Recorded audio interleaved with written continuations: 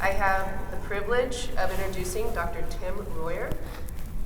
He is a believer in the brain, in the power of the brain, and has studied close to 50,000 brains. He is a leading expert in sleep, attention, anxiety, mood, and peak performance.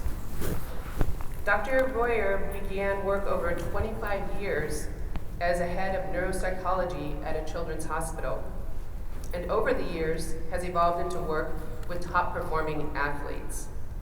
So let's just talk again about football today, for Monday, a little break. Of the present starters in the NFL quarterbacks, he has worked with 12 of them. In our neck of the woods, he began working with Bryson DeChambeau 9 months before his win in the US Open, and has looked at female brains, those of Annika Sorenstam, Chris Evert, just to name a few. We're super excited to hear and witness actually a live brain hookup from Dr. Tim this morning. So I'd like to present to you Dr. Tim Royer. Thank you very much. Man, it's great to be with you guys. I've been anticipating this for a while, so this is really good. I met some of you at the booth, and those that I didn't, I hopefully will have some time afterwards to meet. I'm thinking, what is the best time to meet with a group, okay? Go to Vegas. Let's get us all to Vegas, right? Spend 2 or 3 days, fit in some rounds of golf, take in a bunch of education. Then the last day we're here, when we're thinking about getting out of here, right? 8 a.m., let's do it, right? So, I get it. So if you start dozing off, hopefully you won't. I get that, but I do know that 8 o'clock on the last day might be a little tough to focus. So just right out of the chute, if you want to reach out to me, we have cards here that have my direct cell phone, and you can text me, email me, or there's 2 different websites. Forge Inner Armor, which is the program we do for collegiate athletes, as well as we use that in places like the San Francisco 49ers and some other more clinical settings that we work in. Or if you really want to get deep, the other company that does a lot of concierge one-on-one services is Royer Neuroscience. But before I get started, I want to introduce a couple people. I've got Ian back here, he's filming back there. There's Ian. Ian's been working with us for a couple years, and he spends every waking moment at the San Francisco 49ers working in the brain room there, and sees all of the guys. We're right connected to the locker room. We have 6 stations that we come in and we hook up their brains and their visual skills and their breathing and their heart rate every single day, before practice, after practice. And Ian is a trooper. He in the NFL, when season's on, it's 7 days a week, 24/7, travels with the team, the whole deal. And then Adam is our clinical director for Royer Neuroscience, and Adam's been with me for a very long time. And he has a fascinating story of how our roads came together. And he works with some elite executives, pros. We do a lot of work with stem cell. And so there's 2 clinics in Antigua and Monterey where we measure the brains of individuals before they get stem cell. And Adam travels to those places periodically. That's tough, isn't it? And how's that for a job? Hey, I get to go to Antigua and Monterey, Mexico, right? That's a tough job. I'll take that one. But Adam does all the EEG assessments. So it's great to have them here, and appreciate everything they're doing. So as we get started, I just want to go through a few things, just give you a little bit of background. How did I end up here at this, golf conference, right, for coaches? And I guess you could go way back, and that would be my father was a coach. He wasn't a golf coach. He was a collegiate football coach, coached at the Naval Academy, University of Maryland, Boston College, and Virginia Tech. And so I've been around coaching my whole life, and I love helping coaches, working with coaches. Kyle Shanahan, who's the coach of 49ers, we've been working together since he was at Washington Commanders, and Back then it was the Redskins. And went with him from there to Cleveland, to Atlanta, and to the 49ers. But at some of the colleges we work with, we not only work with the students, but we also work with the coaches, because it's very important that you guys are spot on with what you're doing with your brain as far as focus and sleep and energy and creativity and all those kind of things that are at the core of the brain. But in my work clinically, first 15 years from about 1990 to 2005, primarily worked in hospital settings, helping physicians with people who have brain tumors and epilepsy and concussion and ADHD and sleep problems and dementia and all these kind of things that involve the brain. And great experience, loved it. Continue. 50% of what we do is clinical. We work with autistic adults. We work with all kinds of different people. The commonality is the brain. The brain connects all of us, right, in all these settings. But in 2005, one of the things that we're known for is what we can do with ADHD. So after being in hospital settings for a long time, I started to see, man, there's a lot of people getting this diagnosis. Just in 15 years, it went from 1 in 20 to 1 in 10 to then, if you're a low-income male, it's 1 in 3 chance that you're going to get diagnosed with ADHD. And we would call that an epidemic, okay? Because that's like, how do you go from 1 in 20 to 1 in 3? And I started to analyze this, and I started to realize, wait a minute, something's off here. We're just looking at behaviors, and nobody's looking at the brain. And I started to see that a third of these people have sleep problems. Another group has anxiety, some have depression, some have learning disabilities, but they're all getting diagnosed with this thing called ADHD. And so I really devoted myself to trying to help people look at their brain and understand what's going on that produces different behaviors that you have.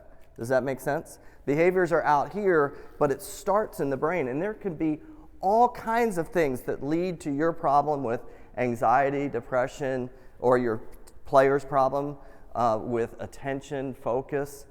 And it's not always just this one thing in a box. And so I started to realize, hey, let's assess the brain and not just in 10 minutes check a few boxes and send somebody out the door with a medicine. And so then I started to see there's got to be better ways to work with the brain besides just medicating it. It's ridiculous. The brain is one of the most amazing things in the universe. And so what I started to develop some technology that interfaces directly with the brain and can actually teach it to focus, can teach it to sleep, teach it to decrease anxiety. And we're going to do that today. And I'm to hook up somebody's brain, so I'm going to need a volunteer today that you're going to let us look at your brain. Oh, back row, she's ready to go. And after we hook up your brain, we're going to do a lobotomy. So you're good with that? What's your name? Maddie. When it's time, I'm going to have you come up, and we're going to see Maddie's brain up on the screen in real time, all the electrical current. Isn't that pretty cool? That would be kind of fun. So I started to look at these brains and started to realize, man, there's better ways to deal with this brain than flood it with medicines, right? And started to realize we can learn. That's our greatest ability, is to learn. We're learning all the time. In the last 3 minutes, you learn things, whether they're relevant or irrelevant to you. You learned things because your brain took it in. You're learning all the time. If we can teach somebody physics, we can teach them to focus, right? And so what we started to develop clinics. We had about 13 different clinics. We did about 40,000 appointments a year to address these issues with ADHD. And in 2005, 2006, I got a call from a guy in the NBA. And I'm like, well, we deal with ADHD. This is 2005, and anxiety. And he says, hey, I'm in the NBA. He was in the draft that was LeBron James, Carmelo Anthony, Chris Bosh, Dwayne Wade, one other person, and this guy. So he was number 6 that year in the draft. So pretty darn good, okay? And he called, and he'd been in the NBA for 2 years. And his coach had called him in and said, hey, Chris, you're not doing what we thought you were going to do. And we think you have a problem focusing, and I'd like you to start taking this medicine. Now, how a coach in their office actually has a bottle of Adderall, I have no idea, and why they think that they can give this to this guy. But he didn't know that Chris's story is he'd been on 3 times the dose of medicine earlier in his life, and at the age of 2.5, I'm not joking, I have the report, at 2.5, a doctor diagnosed him with ADHD. 2.5, right? I have 4 adult kids now. They all had ADHD at 2.5, right? At 3.5, they had him on a stimulant. By the time he was 5, he was on 3 times the dose of a stimulant that a child should be on. In his case, rather than stunting his growth, I think it actually did something different to his growth. He ended up being 7 feet tall, and by the time he was in 9th grade, he was ready to drop out of school. And he was 7 feet tall and 196 pounds. Skinny as a rail. He's going to drop out of school, but guess who didn't want him to drop out of school? The basketball coach, right? You guys, the coaches. He said, wait a minute, you're not going anyplace, buddy, okay? So this guy, he kept him around, kind of mentored him. His parents didn't really care if he dropped out of school or not. He went to Central Michigan. He was still very light, but when he left high school, he stopped taking all of his medicines. And he all of a sudden bulked up to about 260 pounds. So 7 feet, 260 pounds. Partway through the year, they play University of Michigan, okay? Chris has a triple-double, okay? That's triple block shots, triple rebounds, triple points. And the NBA starts calling, hey, why don't you come our way? But here he is with this medicine from his his coach, and he's like, I can't do this stuff. So he calls me, and they were going to send him to the summer league because he's not doing well, which is not a good thing to do. And I ended up working with Chris, and within the first 22 games, he scored 20 double-doubles. And by the end of that year, or partway through the year, he made it to the NBA All-Star team. And that was the beginning of the journey of why am I doing sports? Because we can fix these really difficult things. It doesn't take a lot to improve focus at the collegiate level, at the college, at the pro level, to fix anxiety, to improve performance. And we're going to talk through that today. So as we go, you guys hanging with me? Okay. So as we go, let's start with a few things. First of all, we all have some type of prize in mind, right? We have a prize, someplace we want to be. Whether it's you want to be with your athlete, you want your athletes to be a certain place, you want to hold up that trophy at the end of the year, maybe you want to be physically a certain way, in your profession you want a certain way. Do you all have goals? Do you have certain things you want? Does somebody not have a goal in their life? Okay, because that's another lecture, okay? But you all have goals, right? You have things, and as a coach, part of your job, right, is to have a certain type of tangible prize, right? Right? We have these prizes here that we're striving for. We got that? Right?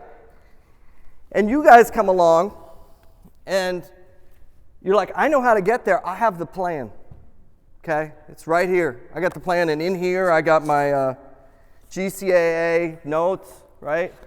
I got I went and listened to all these people, listen to that guy Wednesday morning just ramble on, right? I took notes, and I got all my experiences, right? I've been doing this a long time.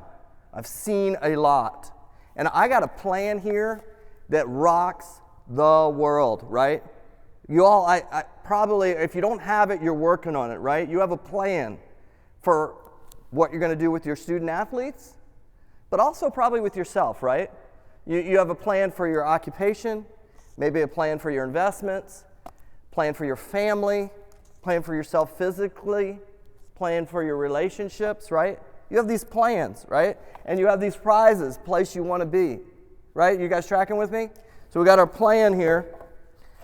But there's something that stands in the way between the best laid plans and the prize. And that thing that stands in the way that you have to work with every single day with yourself and with others is this guy, the brain.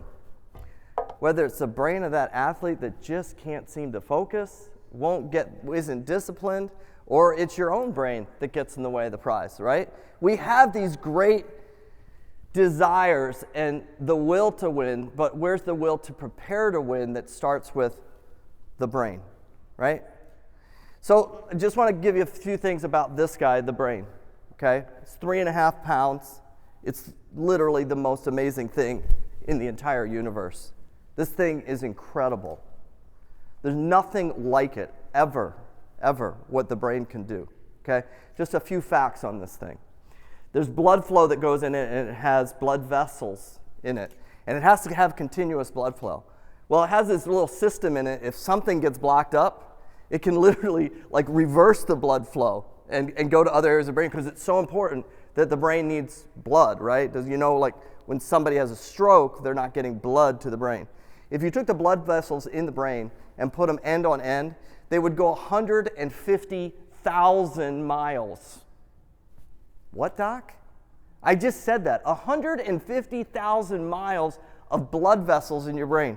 Put that in perspective. We take a trip around the equator, that's 25,000 miles. Wow. Amazing, right? There's chemicals in this brain, neurotransmitters, that cause things to happen.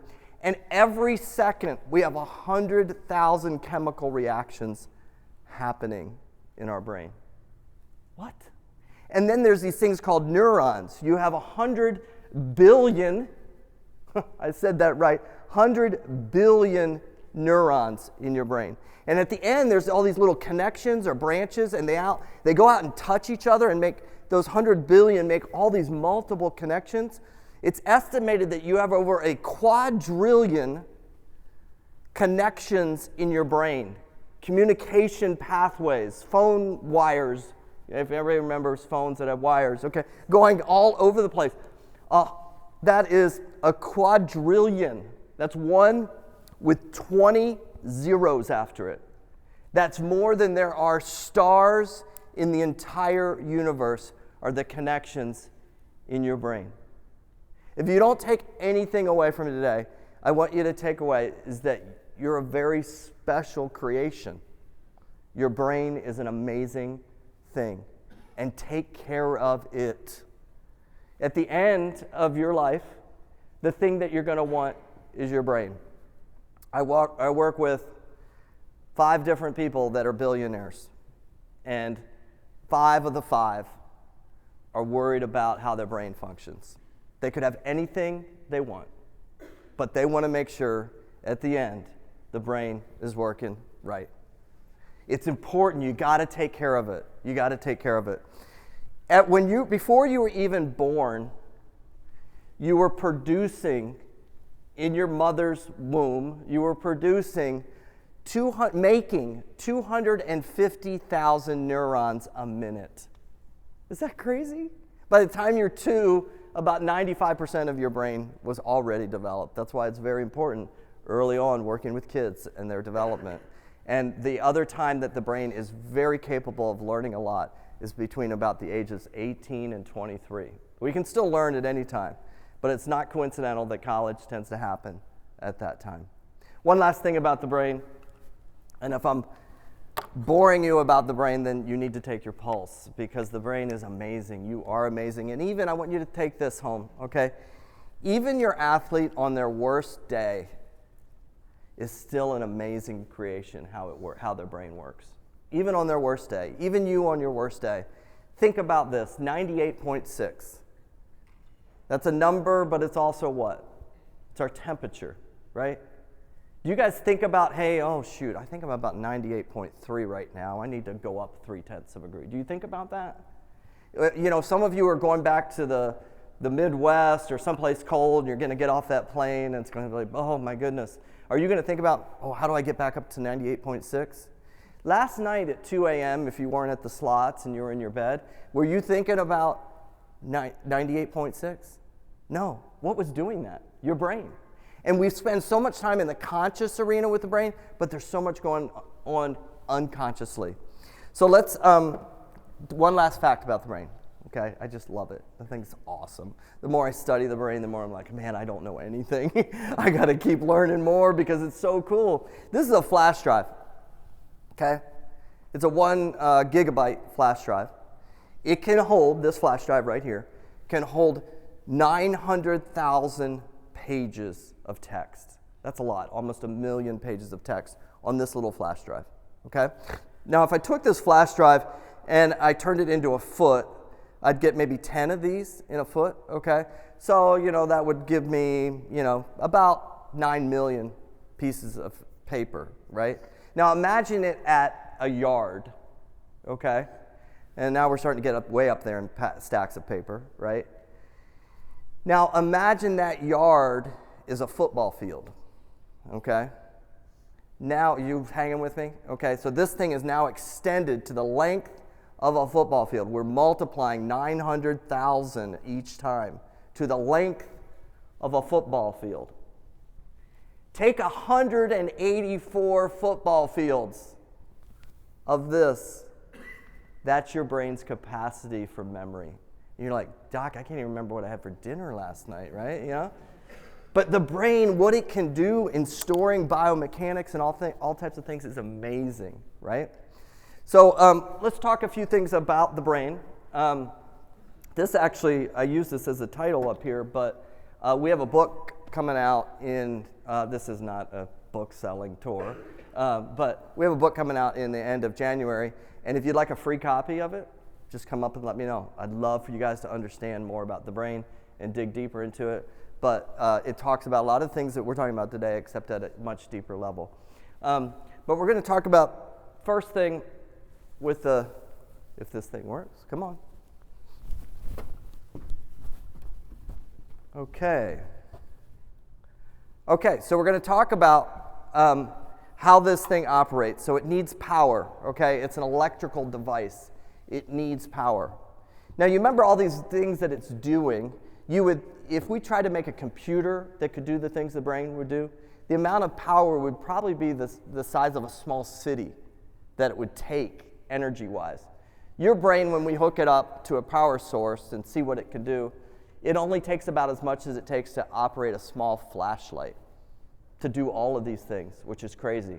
But the question is, where does all the energy come from? Because it's an electrical device.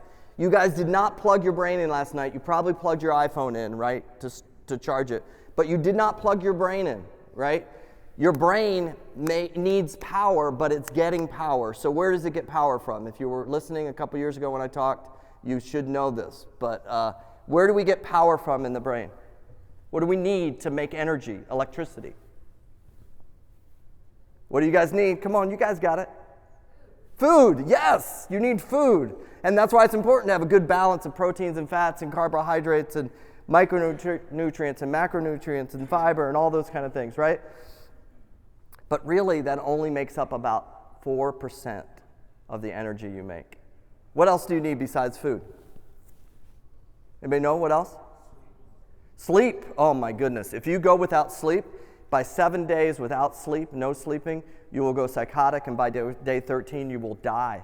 There's not many things on the planet that'll kill you in 13 days, but not sleeping will, okay?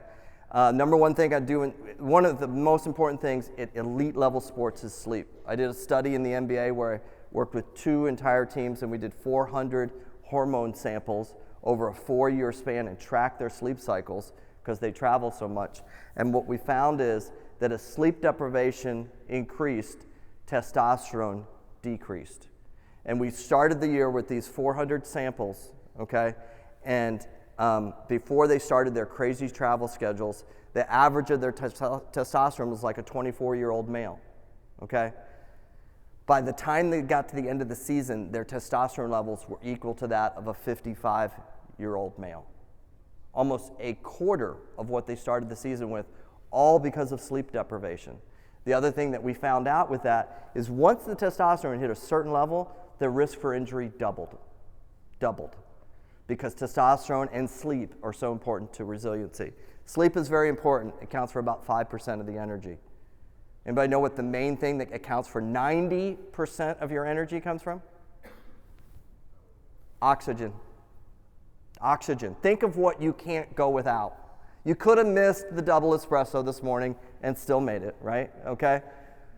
You could have maybe forgot to eat this morning and you're still okay. And maybe you didn't get a good night of sleep. But what happened if I'd stopped giving you oxygen 5 minutes ago? It's all over. Game over. You'd give me everything you own for the next breath of oxygen. Oxygen is so important. And when people talk about breathing in sports and box breathing and all these other things, which are good, they're good things, but they're just scratching the surface. If you would ask Kirk Cousins, who I've been working with since he was at Michigan State, the number one thing that's taken him through his career, he'd say, it's the breathing. It's the breathing, and I learn more about it every year, he would say. If you go to the website, he does about a 10-minute video about our breathing program, the vision program, and the brain program. It's excellent. He's so articulate on it. But oxygen is number one in how we get energy. Now, we get that energy in. This guy is going to be a bugger today. Huh? How about that? So I'm going to have to walk over here, burn all these extra calories. Okay, so you get this energy coming in, and now your brain has to be it's the best conservationist on the planet, the brain. It has to take this energy and has to use it appropriately in certain situations, okay? So we have this thing called our autonomic nervous system. You don't need to remember all of this, but I'm going to tell you all the things that you struggle with between the plan and the prize. We could track it back if we went upstream, not downstream, okay? So the mechanics of the stroke, what I'm thinking over the putt, all those different things that are happening in the golf arena, those are all downstream behaviors. Upstream, where it all starts, is your autonomic nervous system. If you can become experts in understanding the autonomic nervous system and how it relates to behaviors and particularly performance, it will change how you work with athletes. It'll make them optimize their potential. So the autonomic nervous system is this thing that's moving up and down constantly in how it's distributing energy. It decides whether it needs to go super fast or whether it needs to go super slow. So let's, once it does that, let's see what it then does. When it goes fast, it changes my pupils. My pupils literally dilate, and they become very focused and very narrow on what's in front of me, okay? That's not a good thing when I'm trying to look over here and look over here at the same time if all of a sudden my peripheral field has shut down completely. Or the other thing that happens when my pupils dilate is I lose my depth perception. Do you think depth perception is important to golf? Does anybody? Nah, who needs depth perception, right? If I go into sympathetic, I will lose my depth perception because my brain says, I could care less about that little white ball or that flag. I'm concerned about you and that snake that's right in front of you. So we become very focused. It's a preservation thing, okay? My heart starts racing, my muscles tense. I release adrenaline, which causes me to absorb a ton of sugar so I can get energy. All these things happen when the autonomic nervous system goes fast. Get it? Now, when it goes slow is when I rest, recover. You ever have a big meal at like Thanksgiving and then all of a sudden an hour later you want to like fall asleep? Why is that? Digestion happens in these slow states. But the biggest thing that happens is sleep. Sleep is a parasympathetic or a slow response, and it activates the different mechanisms this way, okay? So if we go back and look at this, let's start looking at a couple problems. If somebody can't sleep well, you guys got this class, okay? If you can't sleep well, where are they on this continuum? What is the problem? Is it going too fast and sympathetic or going too slow and parasympathetic? If a person is having a sleep problem, come on, you can do it. Yes, boom. So you go to the doctor's office and, doc, man, I can't sleep. I just can't sleep. And he's like, here, take this, right? A little bit of Xanax, a little Lunesta, whatever. What is that chemical going to do? Slow you down. It slows you down.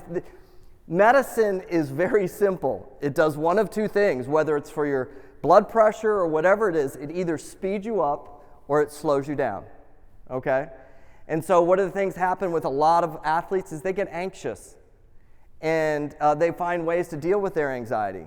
I mean, the level of marijuana use is through the roof, okay?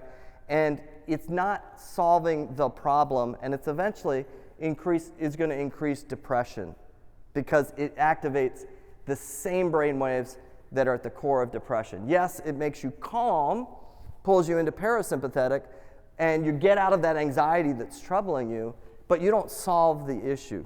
Tracking with me? Then if I can't focus and I go to the doctor, what do you think? I can't concentrate. My brain feels like it's kind of slow and in the mud. That's a parasympathetic thing, okay? Or I don't have energy, adrenal fatigue. That's a parasympathetic thing. So you go to a doctor and they give you what?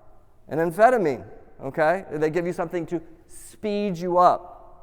Adderall, Ritalin, those things speed you up, okay? So these chemicals move us up and down, but we're better than that. We can move these things ourselves if we just learn to move them, okay? So when we look at the autonomic nervous system, we have the tendency to go up and down. If somebody is overthinking a putt, are they in sympathetic or parasympathetic? Sympathetic. You guys, come on, you got this. Okay, they're in sympathetic, right? And I need them to be dead center. I don't want them to be asleep, but I need them to be in this sweet spot. Tracking with me? Okay, let's have, what was your name again? Maddie? Maddie, come on up, and Adam's going to start looking at your brain, and we're going to see if Maddie has parasympathetic or sympathetic or what she's got going on there. Okay, so let's talk about this guy. Come here. Whoop, whoop, whoop. Come back. So this guy, okay? This is what gets us in trouble, is this lion, okay? If I see this lion, I am going to go into what? Sympathetic or parasympathetic? Sympathetic. I'm going to go fast to protect myself, okay?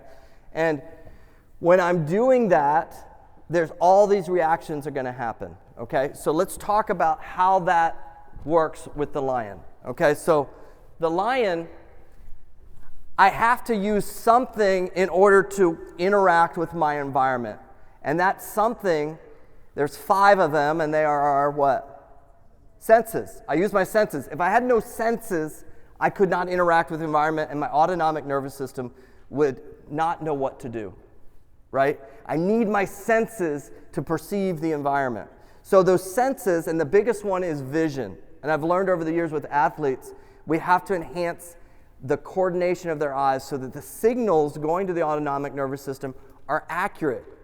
My brain's telling me that that cup is 30 feet away, but my eyes are telling me it's 20 feet away. And there's a conflict inside of me because I don't have good binocular vision.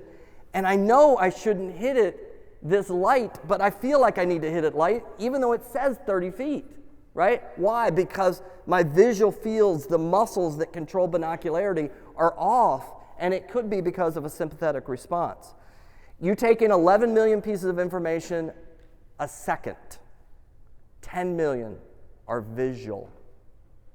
The low-hanging fruit that most, both collegiate and pro athletes are missing is how important it is to develop ocular motor strength under stress so that you don't become tunnel vision.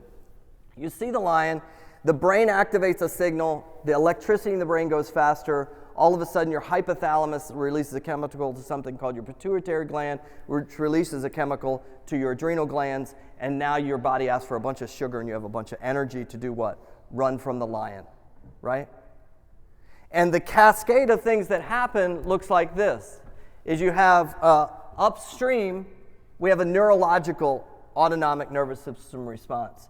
Then we have a psychological, that should be physiological, there we go.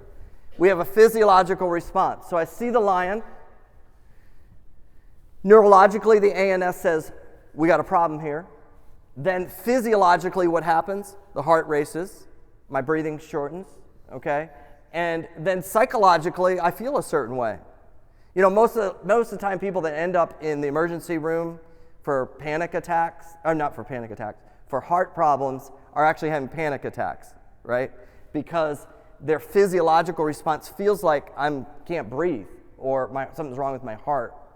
And they think they're having a heart attack, but they're actually physiologically, they're in a sympathetic state. Then you have a psychological, I am stressed, right? And then you have an emotional, I am now anxious. And then you have a behavioral. This all happens in literally milliseconds, and you run, right?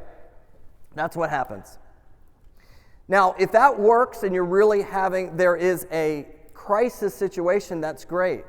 But what about if I'm just sitting at my desk, right?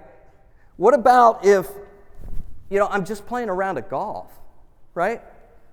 What about if it's the final set at Wimbledon? What about if it's the last putt on hole 18? Are those going to kill you? Are they lions? No, they're not a lion. But what we have is this thing as a human that most animals don't have. So the zebra, there's a great book, Why Zebras Don't Get Ulcers.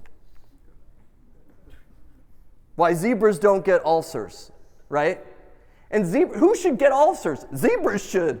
They have no defense mechanism except to run and their stripes, right? And they're being chased by the real guy all the time, right? And they do the chase, they go into sympathetic, but what happens after the chase? They go to the watering hole and they go back into parasympathetic. They don't go down to the watering hole and say, how's my 401k? Oh, are my kids going to make it into Stanford? What's going to happen tomorrow? They don't go into the what ifs. Anybody have any what ifs? They don't go into the what ifs this happens. They don't go, what about this that happened? Right? They don't do all that. But the human brain, the frontal lobe, lets you go into the future, and it lets you go into the past, and lets you be in the present, all within seconds. I can say, imagine your third grade teacher. Boom. What's life going to be like in 10 years? Boom. Right? Isn't it amazing that you can do that? But it's also problematic that you can do that. Because when you're over that putt, I don't want you in the future. I don't want you in the past. Where do I want you? Right here, right now, present. Think of some of your golfers. Think of yourself. When you're over that thing, how much of you is really there? And what percentage is what if, what about, that's in the future or in the past? And how can we get the biological, physiological, neurological to be 100% here? If you were to watch these quarterbacks that I work with, you would see that when they, if you could see Kirk pregame, if you're ever watching the field before they start, you'll see that Kirk's out there and he's down on the ground and he's touching the grass and he's kind of feeling it and he's breathing and he's smelling. He's taking all of his senses in, and it's a practice that we do to bring him here. Not what if, what about. You gotta be here, 100% here. That makes sense, right? But this guy can create a scenario. Like right now, if I put the right scenario out there, you will have the same physiological, neurological, and behavioral response as if a lion was here. Does that make sense? Do you understand? And that's the problem in sports, is the autonomic nervous system. The best thing we have is the frontal lobe, but the worst thing we have is the frontal lobe because it keeps us from being present. It keeps the plan from making it to the prize because the processor's off, right? And we need to find that interface that changes it. And so one of the things, I'm going to miss that one of these times, okay, jumping up here. And that's going to be pretty, okay? But the thing that we need to look at is we have strategies. All of you have strategies to deal with the behaviors. And what I want to encourage you to think about, to adjust your thinking, is where you got to intervene is at the neurological level, okay? Is my strategies, the further downstream, think upstream brain, downstream swing, okay? Down here, up here. What's happening before I get there? What we like to do is put this in a compartment and say, who really cares what's going up here? Your brain and body does. And if it's in sympathetic, it doesn't care about the white ball. It could care less. If you're worried about the exam you're going to take, you're going to find it very hard to go out and play a round of golf, right? And if your system's out of balance. And so a lot of times we intervene up in these stages, but we're not intervening at the neurological level. And that's where we need to make changes. We need to work with the energy and how the brain is functioning. And the reason those aren't as effective, and I'm not against sports psychology, anything, all very important things, visualization, all important things. But the reason they aren't as effective is there's something called latency or lag from the actual neurological event and the behavior. And it's that lag that keeps you from learning. So like when you were a little kid and you were learning the alphabet, your teacher had to say, when you said the letter A, which was an abstract shape, they had to reinforce you right away, that's the letter A. You didn't get down to the letter D and they said A, because that would have been latency and you would have mixed it up. You needed to know what the letter A was. Makes sense? It had to happen right at that time. With the technology that we have and that we use, we can work at the neurological level to affect the downstream, okay? So let's go ahead and, before we start Mandy here, I just want to show you a couple different things, okay? So when we talked about the eyes, this is a measurement of the eye muscle strength at a university that I was at a few months ago, where we looked at the eye muscle strength of over 100 different athletes across different domains. And this is in an area called convergence, which is an aspect of binocularity, which these are all people that have great facilities that they get to use, the weight rooms, different trainers, those kind of things. And these are muscles in their eyes, okay? Where they need to be is where the yellow line is, okay? So go back to how are we taking in information? What do we use for the brain, the autonomic nervous system, to be able to do its job? We use our 5 senses. And what is the most important one of those senses? Vision. And my muscle control is important to my vision. And here we got athletes that are, on full rides, big investment in a lot of different ways, and nobody's looking at their eyes because there's no reason. This is such low-hanging fruit that they shouldn't be above the yellow line. That's where you should be. Like a good example is at the 49ers where Ian works. All of those guys are up in the 80s now. Now, they didn't start there, okay? But fix this. You can fix this in a short period of time. So this is 8 weeks later. 8 weeks later, same group. Okay, if you did this in the weight room, people would come in and say, okay, what are you doing? We need some tests, okay? Give me a sample because you're using something. Because there's no way you can improve your muscle strength by that much. But with the eyes, nobody's doing anything with it. And you can fix it so quickly. They're seeing a totally different world.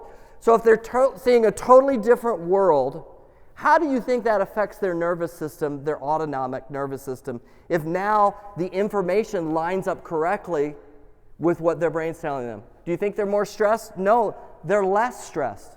Then let's look at the power situation, which is how we're taking in oxygen. Okay, 200 is kind of an optimal state to be in an achievement number. So we have athletes go to these kiosks. So they have a kiosk, they share the kiosk. That's what makes the program very affordable, okay? Whereas like somebody like Kirk, he has his own kiosk, okay? But those athletes I showed you, that was at Liberty University. They have 600 athletes. They're student athletes. And they have 5 kiosks, and they all use the kiosk, and they run through the training, okay? So at the kiosk, when you do your breathing, you have to get a score. You need to be above 200, okay? Just to be giving the brain and the body the right amount of power. You want your athletes to have power, right? Energy. Where do we get most of our energy from? Breathing, right? So they're not even close in how they're breathing. This is 6 weeks later, just teaching these collegiate athletes to breathe. What's going on now with their power? It's more available. Their brain is more sharp.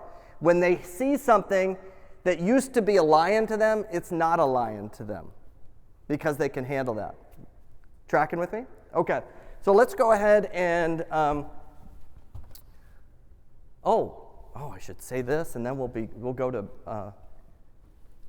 is it Mandy? No, it's Maddie. So I know we're all concerned about how well they putt and how well they hit, but I know you guys are far deeper than that.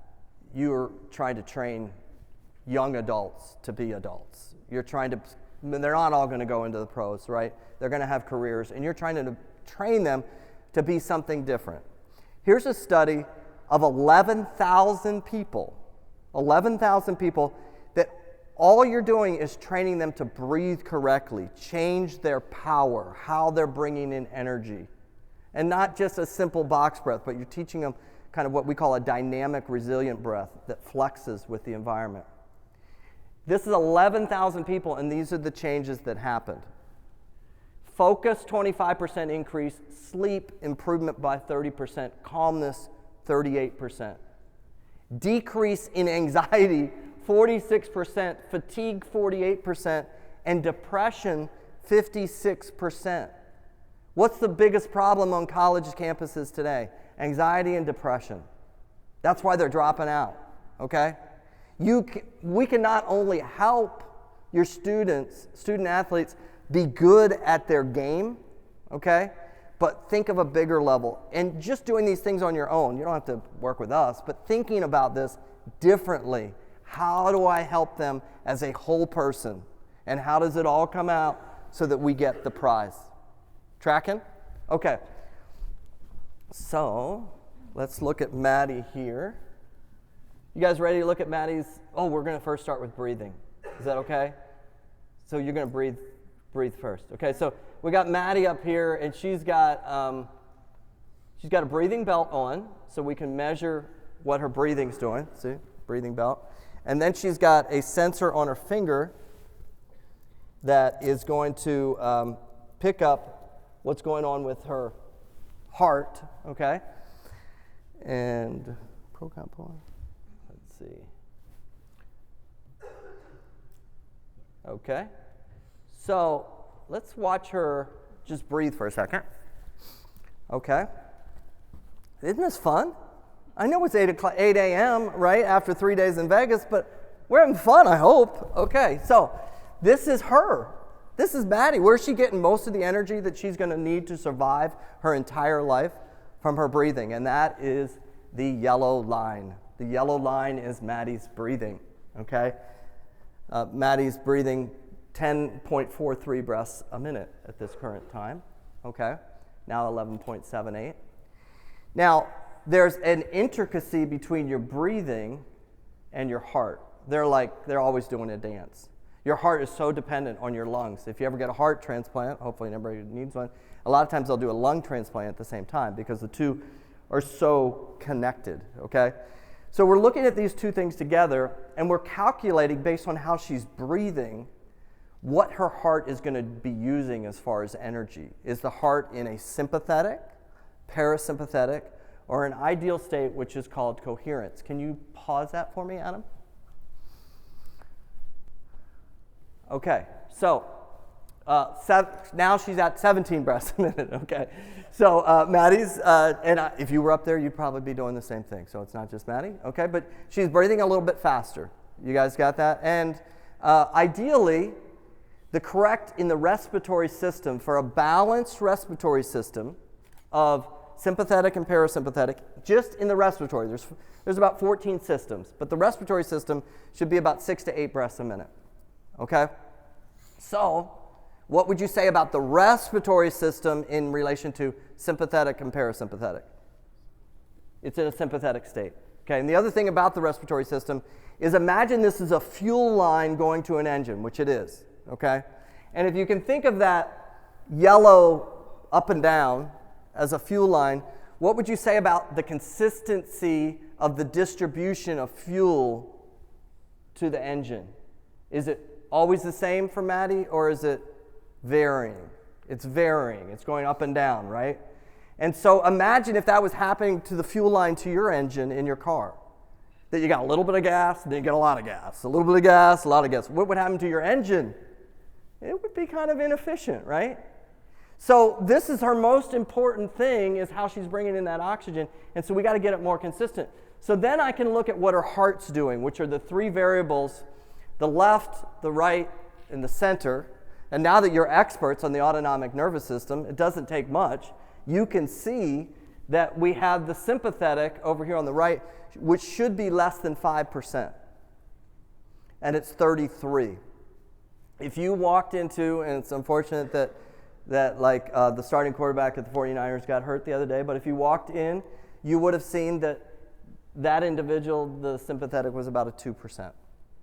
And the parasympathetic was about 2%. And the middle was 96%. He didn't start that way. This is like 20 minutes before taking the field. I don't know about you, but I'd be a little nervous going on to Levi Field, right? As in front of national television, the quarterback of the 49ers. What? You kidding me? Keeping the heart in complete center. I got a picture on my phone from Kirk before his game in Minnesota, and he sits at his locker and puts this device on his finger, and it sends me his heart rate, his breathing, his skin conductance, his temperature. And he's up at 98% on this. I mean, talk about lions. They weren't playing the Lions, okay? But there's lions, right? No. He's controlling the autonomic nervous system by his breathing. So let's give Maddie an exercise that I want all of us to do, okay? So let's do this. I want you to put your hand on your stomach. We're all going to become one with Maddie here. It's not just her, okay? It's all of us, right? Hand on your stomach. And I want you to think about the mechanics of breath. The way that Maddie's breathing, when she's breathing fast, is she's taking in the same amount of oxygen, but she's doing it in a very fast, very shallow breath. So I need to create a deeper breath so I can decrease the number of breaths. Make sense? Short amplitude, a lot of breaths. High amplitude, less breaths. Less work on the heart, the whole thing. So the way I'm going to do that is I'm going to get my dang stomach out of the way so that my lungs can open up. And inside your lungs, you have these things called alveoli.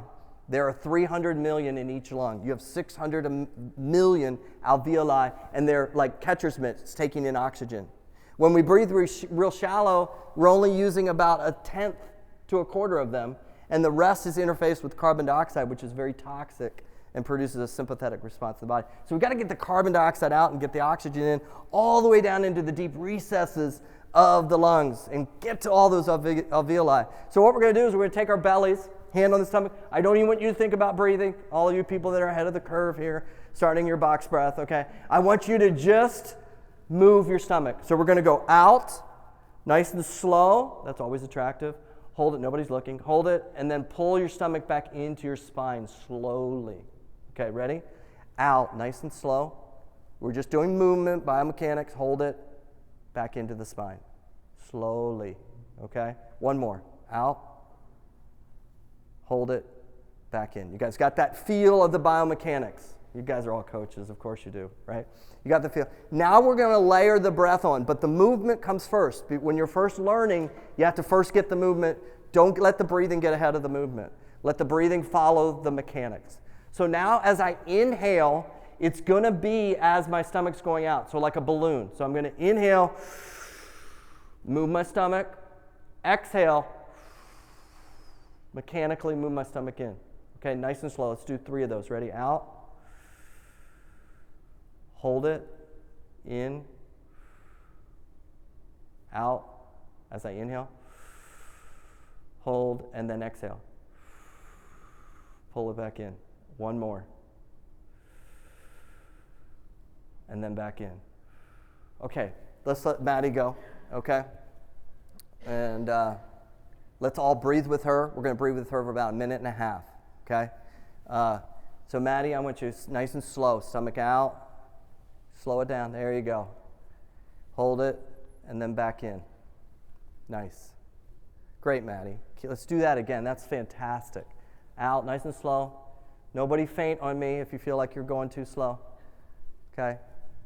Exhale. There you go. Good job. Inhale. Hold it.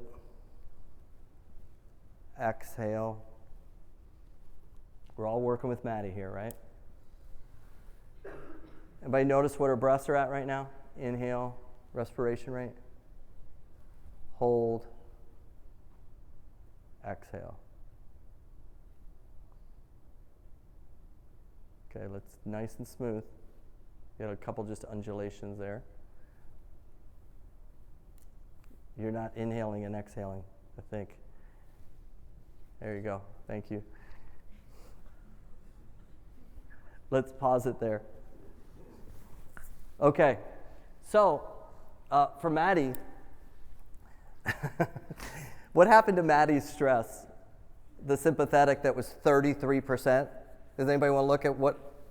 Oh, excuse me, she's at 5%. Did we change anything? She's still on the stage, right? Hey, let's give her a round of applause, right? go, Maddie, Maddie, Maddie, Maddie. Okay, great, nice job. You're good. You're doing good. Okay, and we're getting to your brain in a second. Okay, so these people that volunteer is like, really? Now look at all this pressure. But she did so good, didn't she? Did I change anything? You guys didn't go any place. We didn't all like hide our eyes, right?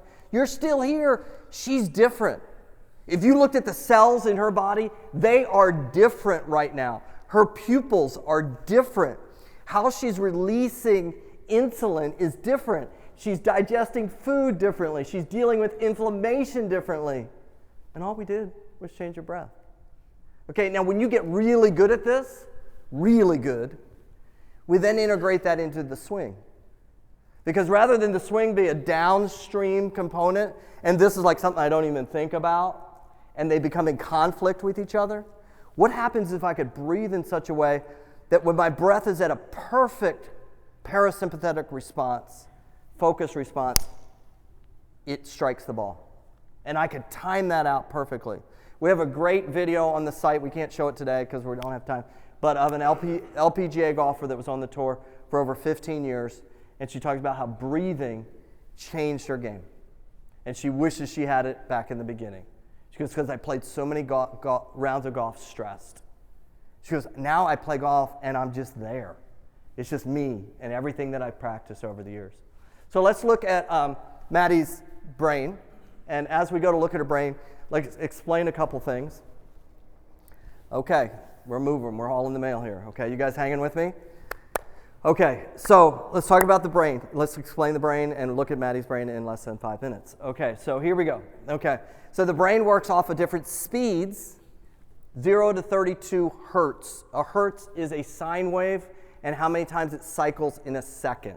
Okay, so a 1 hertz speed of brainwave activity means 1 sine wave in 1 second. What do you think 24 hertz is? It's 24 sine waves in 1 second. So 0 to 12, or you can't be 0, 1 to 12 hertz of brainwave activity or speeds. Isn't that cool? That's Maddie's brain. We're going to see something else about it in a second. But isn't that amazing? You're looking at her brain, okay, right now. And these bottom frequencies, oh, this is great, Maddie. You got this right here for me, okay? These bottom, we're going 4 to 12 because 0 to 4 is when you're sleeping. So we have 4 to 12 up here. And those are peaks of slow waves or parasympathetic activity. 4 to 8 has to do with your recovery. You know, you use different things for recovery. This is like real deal recovery, okay? 8 to 12 is your creativity. Very important to be creative, okay?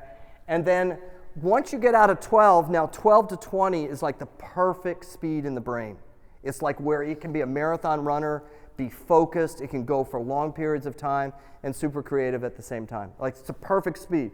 Think about it in your car when you're driving on a long trip and you want to be a certain speed for conservation of energy. For the brain, it's 12 to 20 hertz, okay? 20 hertz and higher, those are for the lion, okay? That's where the lion comes in, okay? It's there, it's waiting to be used, but I'm not going to hack it to do normal life because if I do, it's going to wreak havoc on the rest of my body, right? We don't just go access that so I can cram for the exam and get it done, right? We need to be able to only use that when we need it. That's lion chasing activity, okay? So let's say, and you can see a couple little spikes here, right? You see how those spiked up? That was moments that we had, you know, where, you know, if there was some stress there, it popped up. And Maddie may not even known that happened. But a couple things before I leave this, okay? And we show you kind of a distribution that you can understand. This is happening 24/7. From the time she was born, or even before she was born, until the time she dies, this electrical current is going on. That's amazing. I mean, I've seen, now I'm up to about 80,000 brains. I still am like, wow, come on, are you kidding me? And I don't know what your background is, what you believe in stuff, but I love this phrase. You are fearfully and wonderfully made. And how you came to be here and what your experience is on that, but whatever you look at, you cannot walk away from, You are an amazing creature, how it works. And every student that you work with is fearfully and wonderfully made. They have a certain beauty to their brain. And the other thing about this is there will never be, from the beginning of time to the end of time, a brain that looks like that. It's just impossible. So there might be millions of Maddies that walk this face of this earth, but there will only be one, that Maddie, that matches that. That's cool. That is cool. And just because Maddie walks into their doctor's office with 6 other people who have a sleep problem doesn't mean that they all need the same thing. Please take that home with you. It's just because one of your students is having a problem with attention or anxiety doesn't mean they all need the psychiatrist to give them the exact same medicine. No, no, no, no, no, no, no. You're cheapening the most amazing thing. It's like we're taking this beautiful work of art and just saying, oh, that's just like everybody else. No, it's not. Not. Maddie, I have to see what her brain's doing. So can you hit number 2 for me? Let's give her a reset because I've been talking about her. There we go. Okay, gotcha. Okay, there's a lot going on here. Okay, so does that continuum look similar to you? Okay, the fast and slow. So I'm now going to look at what are the distribution of those different brain waves in there, and what are they doing under each category? Okay, so let's go ahead and hit pause for a second. So we give Maddie a break there. Okay, so I first want to look at her ability to recover. And yes, you can use HRV for that, but this is really at the neurological functioning. Right now, her theta is actually a little bit higher. She's a little bit more tired than she probably normally would be. I don't know what she's been doing at night with the slots and that kind of stuff, but this number right here should be right around 100 to 110. If you're below 110, or 100, you have a major sleep issue. If you're above that, like 120-ish, the brain's super tired. It's super hard for it to focus, okay? And so right now is not the time I'd want her to take a test and measure her attention, because I can tell you that right now it's very difficult for her focus. That is compromising her level of creativity, okay? Her creativity should be above 100, and it's at 85. It's okay, but if I could pick up some of the slack in the other one and give it to the creativity, that would be pretty cool. And then the ability to get into the zone and stay in the zone. Those are those sets of brainwaves we talked about. Her measure of those brainwaves, they should be above 100, and right now they're 69. So she's just tired. She's still going to function fine. She's still going to get on her plane appropriately and all that kind of stuff. But there's going to be some taxing on the system because her brain's just tired, and it's less creative, and it's not in the right focus state, okay? Or maybe these things are more long-standing for her that we need to help her improve. So on the parasympathetic side, we don't have as much balance as we need to have, right? So then what happens to the sympathetic side? So we first start off with stress. I need this to be less than 100, okay? And you heard about some of the different people that I've assessed, okay? Number 1 in the world in golf, number 1 in the world in tennis. These individuals have about a 65 on the stress number. They just don't see lions. They just don't. They can be at Wimbledon and they're in a tiebreaker and they still don't see lions. So the stress waves aren't going out of control. They're staying at the 65 range. And then obsessiveness, now the brain's getting faster. What does it do as it gets faster? It goes from stress to now it gets very obsessive. And it starts to really get narrow in its focus. We want that less than 100. That's at 298. So because there's not a lot of recovery in the brain right now, the brain's kind of just working off of jet fuel, working off of adrenaline. And in doing that, that's making the brain be a little bit more obsessive. And then the last part is the fight, flight, or the crisis state. These are if I hooked a lot of you up, you'd have some of these high, okay? We need to go after these because if I'm going to work downstream with a certain behavior and the upstream is out of balance, I'm not going to make it to the prize, right? There's something that's becoming in the way, okay? So we need to get those down. We will stop there with that, and I'll take some questions because I want to be respectful of your time. I don't have a lot of time for questions, but that is us looking at the focus side of what we do. We talked about power, which is breathing. We don't have time to get really into the deep nuances of the brainwave activity, but focus is going to be impacted by that. And we talked about precision, which is vision. Yes, sir. What's your name? Chris. Chris, what's your question? So athletes like Michael Jordan, Tiger Woods, Kobe, they all said like in interviews a bunch of times that they don't sleep very much. So and they're some of the best performers under pressure maybe ever. So are they just big liars? Or what's going on there? Yeah, you're going to find that there's some discrepancies there. A lot has to do with sleep is broken up into 2 stages. So you have your, and please don't just rely on your smart watches, because that's not how you measure sleep. You need an EEG, which we have a mobile device that lets you measure sleep. But the first 4 hours of sleep should be all about deep sleep, and that's where you make human growth hormone and testosterone. And if you're able to get that window physically, you can still perform. But it's the next window, which is the next 4 hours. So the first 4 hours of sleep, 90% of it is deep sleep. And that's so if you're in the cave running from the lion, you can be able to run more after 4 hours, okay? But the next 4 hours of sleep is where you do REM sleep, rapid eye movement, and that's all about your brain. That's kind of the long-term investment. That's your memory functioning. That's your processing speed. These are very crucial cognitive elements that the executive says, well, I only need 4 hours of sleep. Maybe, but you're not putting your investment in the right place. So the first 4 hours is like how much cash is in your wallet right now. The last 4 hours is what's in your 401k. What's your future? Now, you'll see a lot of discrepancy. Like LeBron at times has talked about how he needs 9 hours of sleep. Roger Federer is famous, which I think when you look across all sports, the person who's been the most consistent for the longest amount of time, I would say, is Federer. And he says if he doesn't sleep more than 10 hours a night, he can't play tennis correctly.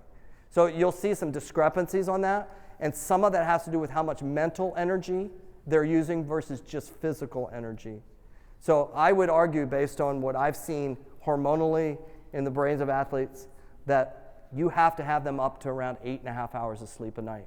Kirk, one of the things that's probably changed his career was he was starting at 7 hours of sleep. Now he sleeps 9 hours a night. And a lot of our quarterbacks that we work with, a lot of our golfers, tennis players, we get them into a better sleeping pattern, and the brain starts working better for them. So I know that probably didn't fully answer your question, but go ahead. What's your question? I know a lot of our players like to listen to music when they practice, when they warm up. Does that have an effect on what's going on in their brain, stuff like that? Yeah, sometimes it's a distraction from the noise. So if your brain is going fast and I can do something to distract, it's like a Band-Aid. It's not fixing the autonomic nervous system. They should be able to be alone with their thoughts, but if that helps them, that's temporary, but I would only know by looking at what their nervous system is doing, okay? So everybody could be different. Somebody, that music is putting them in the perfect spot. Somebody, it's keeping them from addressing a bigger issue, because every brain is different.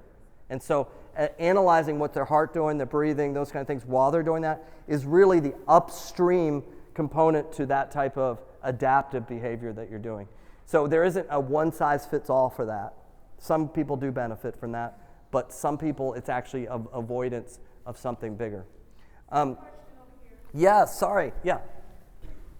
Is there a correlation between what state someone's in when they're on the course and they're like, I can't eat, I just can't even, like, don't even show me any food, and they haven't eaten maybe in 4 hours? Mm-hmm. Are they then in more of a sympathetic state because they're That's a good answer. That's a good answer. So where do we digest food? In what state? Parasympathetic. Yeah.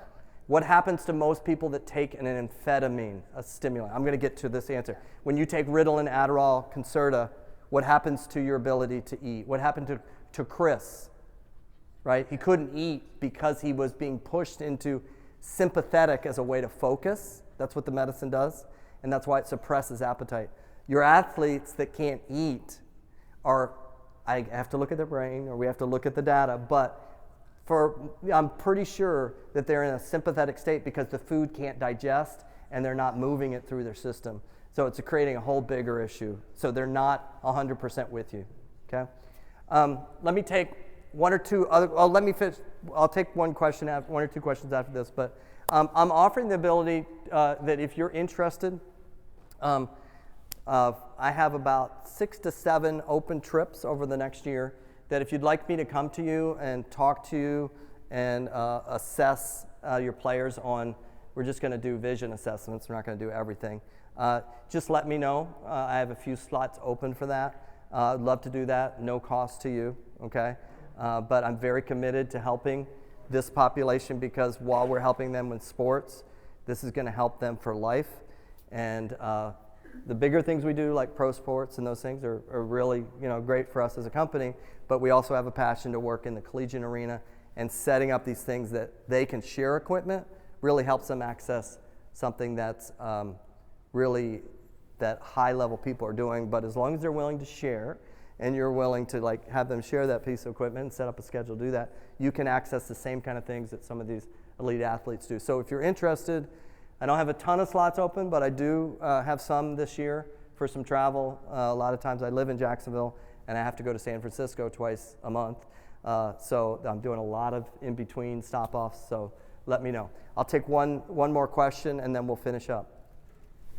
Any other questions? Oh, yes, sir. So with the breathing, yeah. I've been told when you breathe in, go through the nose and then out through the mouth. Does that matter? There is some benefit to that because you're adding moisture through the way that your nose works and that whole respiratory piece is you're going to be adding moisture to the air that's coming in, and so it's going to be a little bit easier on your lungs. What I like, and here's the thing, if you're not going to just take this home to work with this, okay, is I have all my athletes really work on breathing in, whether they want to breathe through their mouth or nose, doesn't matter to me, okay? But let's say we breathe through our nose. But the big one is when they exhale, is have them exhale out their mouth so they can hear themselves. So they can hear the inhale. And no matter what's going on, no matter how loud it gets, I'm talking about people in huge stadiums with massive amounts of noise, guess what they can still hear? And if you see some of these athletes that I'm working with in these, very loud settings, they're listening to, because for them, that's that trigger of, I'm getting the carbon dioxide out. You have to get the carbon dioxide out to create the space. So teach them, just teach that. Just teach, and then inhale. And it's not just take a breath. Please don't say that anymore to your athletes, okay? Just take a deep breath, okay? It takes more than one deep breath, okay? It takes a series of breaths, okay? And in between the shots, which hopefully shots only going to be a couple seconds, and hopefully they only have 140 seconds of shots, you have a 4-hour round. So what are you doing with the other 3 hours and 57.5 minutes? You should be breathing. And you should do it in a way that you're walking down the course, there's a hill, and I know I need to speed up my breathing a little bit because my heart's going to be compromised, so that when I get up to the green, I'm not out of breath and I'm in a balanced state. But work on the exhale. If you really want to get fancy, work on that with when they impact the ball.